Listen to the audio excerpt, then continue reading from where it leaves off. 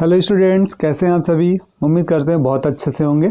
तो चलिए हम आपके लिए आज क्लास 10th का जो हिंदी का असाइनमेंट है उसके आंसर की बात करेंगे आज यहाँ।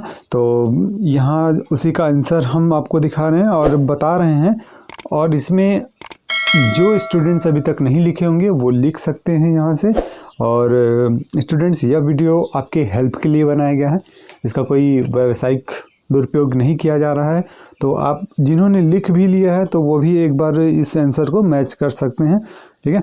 और यदि आप हमारे चैनल पर नए हैं तो आप हमारे चैनल को लाइक एवं सब्सक्राइब कर लें, जिससे कि जब हम अगला वीडियो डालें असाइनमेंट से संबंधित तो आपको उसकी जानकारी पहले मिल जाए, ठीक है। तो चलिए देखते हैं ये हिंदी का असाइनमेंट के क्वेश्चंस के आंसर। प्रश्न पहला है आपके पास कि सबका दुख अलग अलग होता है, अपनी अपनी बीमारी पाठ के आधार पर दुख के अनुभव कोई 3 बिंदु आपको बताना है, ठीक है। तो चलिए इसको आप लिख लीजिए। यहाँ पास आंसर दिया हुआ है कि कोई व्यक्ति अपनी बीमारी विभिन्नता से दुखी है तो कोई टैक्स देने से दुखी है। फिर दूसरा पॉइंट है कोई धन की कमी से दुखी है तो कोई वैभव विलास की वस्तुओं की कमी से दुखी है, ठीक है। तो ये सभी दिए हुए हैं, राइट। कोई बिजली बिल के कारण दुखी है तो कोई बढ़ती महंगाई के कारण। तो ये 3 पॉइंट हो गए, इसको आप लिख सकते हैं। वीडियो को पॉज करके आप नोट करिए। अगले प्रश्न को देखते हैं। दूसरा प्रश्न है, दूसरे प्रश्न का आ नंबर है इसमें कि निम्नलिखित मुहावरों का अर्थ लिखकर वाक्यों में प्रयोग करना है आपको।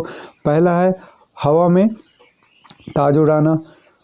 इसका है कि राजतंत्र की संपत्ति, ठीक है, इसका मतलब यही होता है और उसका वाक्य में प्रयोग कर सकते हैं आप। जनता के आक्रोश की आंधी में न जाने कितने राजा महाराजाओं के ताज हवा में उड़ गए, ठीक है, इसको लिख लीजिए।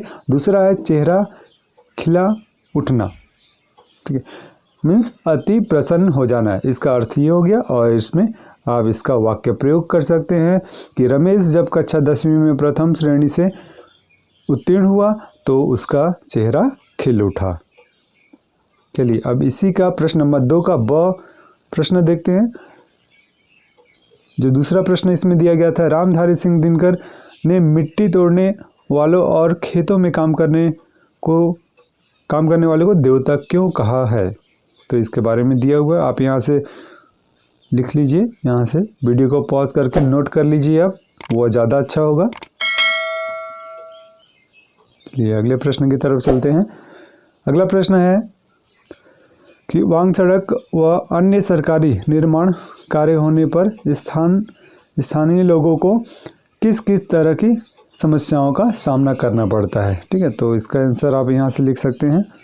ये बाग सड़क का निर्माण तथा अन्य सरकारी निर्माण कार्य होने पर, यहाँ से आप पूरा लिखते जाइए।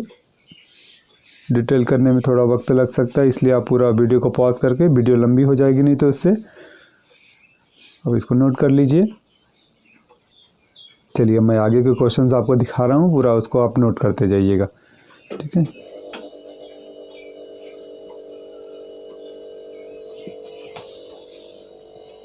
और इस प्रकार से यहाँ पास आप देख सकते हैं। अब अगले प्रश्न को देखते हैं। प्रश्न नंबर 4 है, घिसा गच्छा लगने के पूर्व क्या क्या तैयारियां करता था, ठीक है, इसको आप लिख लीजिए। अब चलिए अब अगले प्रश्न की तरफ चलेंगे। इसी का दूसरा प्रश्न है, महादेवी वर्मा को अन्य विद्यार्थियों की अपेक्षा घिसा ही क्यों याद रही, ठीक है। इसका आंसर आप लिख लीजिए इधर।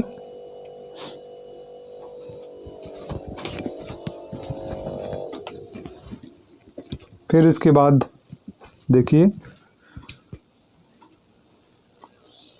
अगले प्रश्न की तरफ चलते हैं। फिर यहाँ से भी लिख लीजिए। अब चलिए अगला प्रश्न है आपके पास, 5वां प्रश्न है।